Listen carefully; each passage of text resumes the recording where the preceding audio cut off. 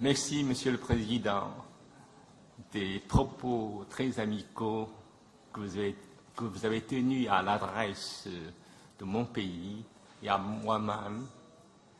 Il y a quelques mois, mon ambassadeur au Maroc m'a appelé. Il m'a informé de cette initiative. Je trouve que c'est une excellente initiative et c'est une surprise parce que le monde traverse, je ne sais pas si vous êtes d'accord avec moi, une période de grande réflexion.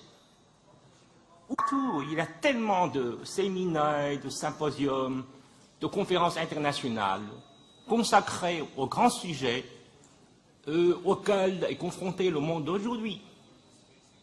Et c'est la première fois que je viens en Afrique pour assister à une manifestation de ce genre.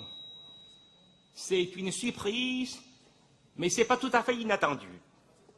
Parce que je connais la sagesse des Marocains. Il y a quelques années, j'étais le président du BIE, Bureau international des expositions de 2003 à 2007. Je suis aujourd'hui le président d'honneur. Le Maroc a été le premier pays africain à déposer sa candidature pour l'Expo de 2012 à Tanger. Monsieur le Président, vous avez manqué de peu de réussite, mais le monde de l'Expo salue votre enthousiasme, votre initiative, parce que nous pensons que l'Expo, c'est un moteur de croissance et de développement. Il faut que l'Expo, un jour, vienne en Afrique, vienne dans le monde islamique. Ceci dit, Monsieur le Président, Monsieur le Ministre, je voudrais partager avec vous quelques pensées, quelques réflexions. La première, comment nous, les Chinois, nous voyons le bassin atlantique. Pour être franc avec vous, nous regardons le bassin atlantique avec des sentiments mélangés. D'abord, si le monde d'aujourd'hui étant ce qu'il est, nous devons beaucoup à la civilisation occidentale. La science, technologie, révolution industrielle, démocratie, droits de l'homme et révolution de l'information, etc. Tout ça, nous devons au monde occidental.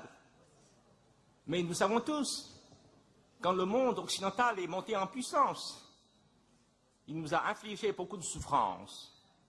C'est le cas de l'Afrique, c'est le cas de l'Asie, c'est le cas de la Chine, c'est le cas de l'Amérique latine. De l'autre côté, dans le bassin atlantique, nous voyons l'Afrique. L'Afrique, c'est l'une des sources de la civilisation humaine.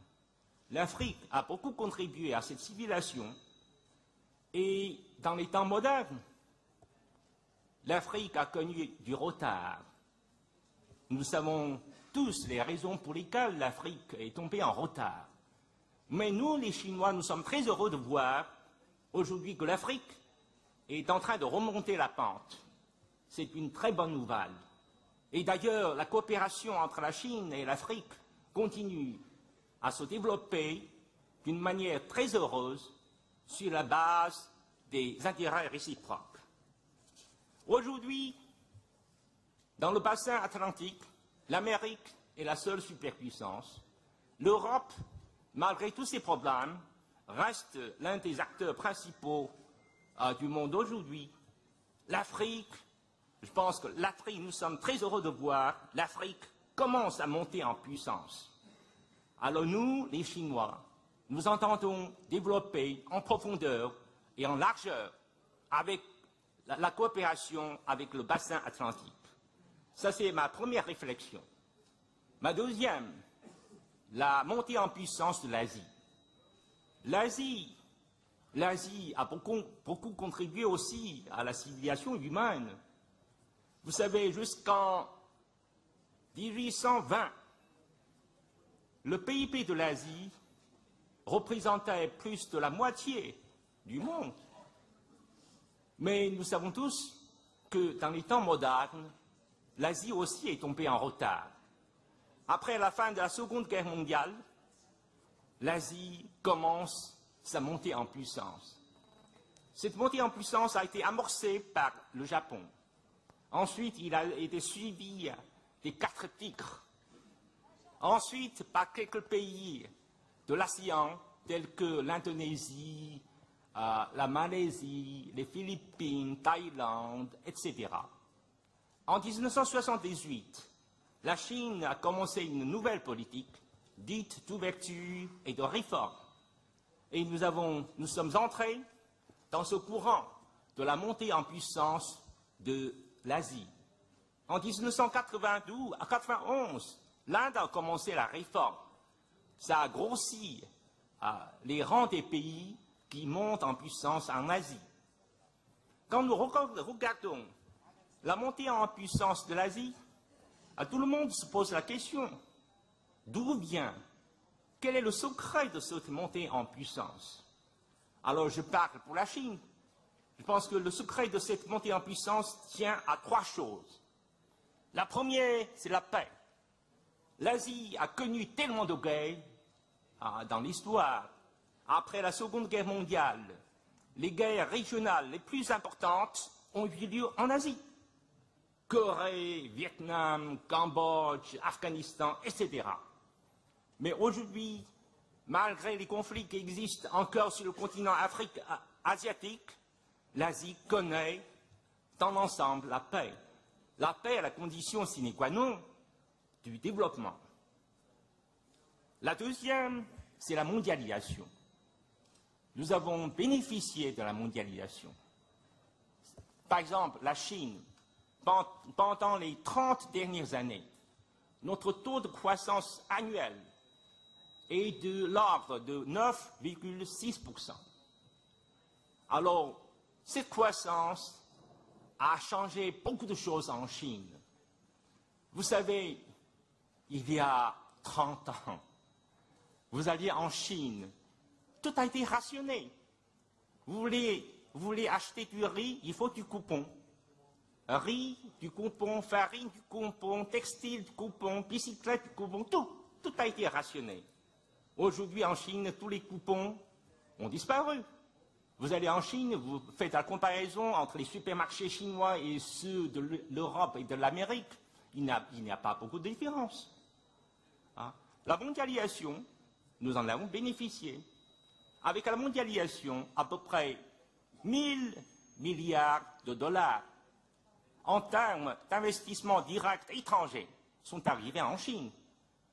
Avec cette somme énorme d'investissements directs étrangers, sont arrivés en Chine la bonne gestion, technologie, science, aussi le personnel, tout. Et les Chinois, nous avons beaucoup appris de l'étranger, du monde. Depuis le commencement de la réforme et de l'ouverture, nous avons envoyé grosso modo 1,2 million étudiants à l'étranger. Maintenant, tous les ans, 100 000 étudiants chinois partent à l'étranger parce que nous comprenons, nous sommes en retard. La seule façon de rattraper, c'est de nous ouvrir.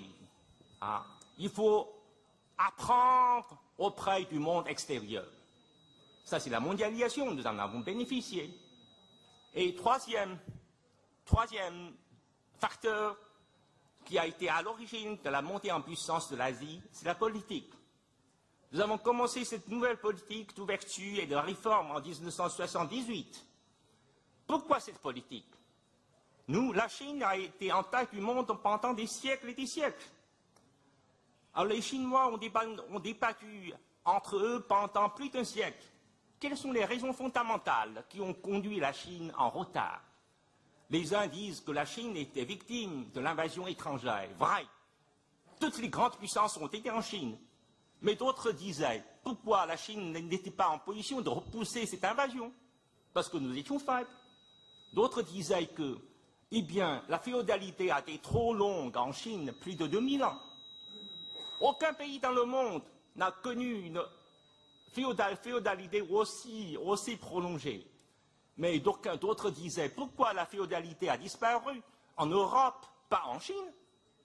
Et finalement, M. Deng Xiaoping est arrivé à la conclusion, c'est l'isolement, c'est la fermeture qui a condamné la Chine au retard. Donc, pour rattraper, il faut nous ouvrir. Voilà. Pourquoi réforme? Parce que nous, les Chinois, nous avons compris, il faut que nous changions nous-mêmes pour nous adapter à la mondialisation. Sinon, ça n'ira pas. D'où la réforme. La réforme est toujours en cours en Chine. Voilà. La montée, j'explique un peu la montée en puissance de l'Asie. Quels sont les traits, les caractéristiques les plus importants de cette montée en puissance de la Chine, par exemple? Je pense que c'est l'esprit de partage. La Chine s'engage dans la voie de la modernisation. C'est le développement pacifique. Pourquoi? Nous ne pouvons pas, n'est-ce pas, reprendre les sentiers battus des puissances coloniales. Ce n'est pas possible. Donc il faut développer le pays d'une manière pacifique, en coopérant avec les autres. Comment mener à bonne fin la coopération avec les autres? Alors, il faut que cette coopération soit basée sur les intérêts réciproques, sur les bénéfices réciproques. Nous savons très bien, la voie sens unique, on n'ira pas très loin. Il faut une voie dans double sens, gagnant-gagnant, et comme ça, cette coopération est durable. Monsieur le Président, Mesdames et Messieurs, j'arrive à la troisième réflexion que je voudrais partager avec vous. C'est que je pense que le 21e siècle doit appartenir au monde entier, à toute l'humanité. Certains disent que le 21e siècle est celui des Chinois. Je ne suis pas d'accord. D'autres disent que le 21e siècle est le siècle des Asiatiques. Je ne suis pas d'accord. Pourquoi? Parce que, pour les trois raisons que je vais vous évoquer. D'abord, le monde a changé. Si nous regardons le monde d'aujourd'hui de près, on voit tout de suite qu'il y a deux courants qui sont en compétition. Le premier courant, c'est celui de la paix, de la coopération et du développement. Le deuxième courant, c'est celui de la guerre froide, de l'affrontement et du conflit. Le premier représente l'avenir, le deuxième, le passé. L'humanité a connu suffisamment de souffrances le siècle dernier. Alors l'humanité aspire à un avenir meilleur. Cet avenir meilleur est représenté par le premier courant. Dans une certaine mesure, à mon avis, le destin de l'humanité sera déterminé par la compétition de ces deux courants. Alors, pour que ce courant continue à se développer, il faut les efforts de tout le monde, pas les efforts d'un seul continent. Parce que si vous dites que le siècle 21e siècle est celui des Asiatiques, alors on se rappelle tout de suite le siècle américain, le siècle européen. Alors quand ces pays sont montés en puissance, c'est vrai, ils sont montés en puissance, ils sont devenus très forts, mais en même temps, ils ont infligé beaucoup de souffrances aux autres. Ce n'est pas l'ambition de l'Asie, ce n'est pas l'ambition de la Chine.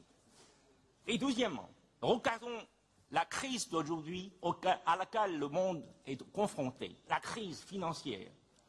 C'est une crise très grave. Alors, en 1996 à 98, j'étais l'ambassadeur de Chine à Genève. Vous étiez là aussi, monsieur l'ambassadeur. Oui. Alors, je fais l'expérience de la crise financière asiatique. Et comment les Occidentaux nous ont traités. Je peux résumer leur comportement en trois phrases. La première, c'est montrer les Asiatiques du doigt. Vous êtes à l'origine de ce désastre. La deuxième, c'est qu'on nous a donné beaucoup de leçons. on nous a prescrit beaucoup de recettes. Allez, prenez ces recettes, tout ira mieux. Et il y a des Asiatiques qui ont suivi, mais ça n'a pas été très heureux. D'autres n'ont pas suivi. D'autres ont tenu à suivre leur propre chemin et ils ont bien réussi. C'est le cas de la Chine, c'est le cas aussi d'autres pays. Et troisième, on a fait de l'Asie la cible des attaques. C'est Asia bashing. Oui, c'était comme ça. Nous avons tous vécu ça. Mais aujourd'hui, face à une crise financière d'une telle dimension, regardons le comportement des Asiatiques. Il y a l'absence des trois comportements que je viens d'évoquer. Hein? On n'a pas montré les Américains du doigt. Hein? On n'a pas donné des leçons aux Américains. On n'a pas fait American bashing. On n'a pas fait ça. Hein? Et au lieu de ça, nous avons offert la coopération. Parce que la crise est une telle dimension, aucun pays, hein, si puissant qu'il soit, il n'est pas en mesure de relever ce défi. Pour sortir de la crise, il faut la coopération mondiale. Il faut la coopération de tout le monde. C'est pourquoi mon président de la République, M. Hu Jintao, a dit à Londres, nous sommes sur le même bateau. Il faut la coopération. Et troisièmement, troisième raison, je pense que nous sommes à la veille, je ne sais pas si vous êtes d'accord, monsieur le haut-commissaire, nous sommes à la veille des trois révolutions. La première, c'est la révolution de l'énergie. On a besoin de la nouvelle énergie. La deuxième, c'est la nouvelle révolution industrielle. Et la troisième, c'est la révolution du mode de vie. Pourquoi ces trois révolutions? Quels sont les moteurs? Il y en a deux. Le premier, c'est la montée en puissance d'un grand nombre de pays en développement. L'Asie est montée en puissance, mais il y a aussi des pays africains qui sont montés en puissance. Il y a aussi des pays latino-américains qui sont montés en puissance. Si vous additionnez la population de tous ces pays-là, ça fait combien? 3 milliards 3.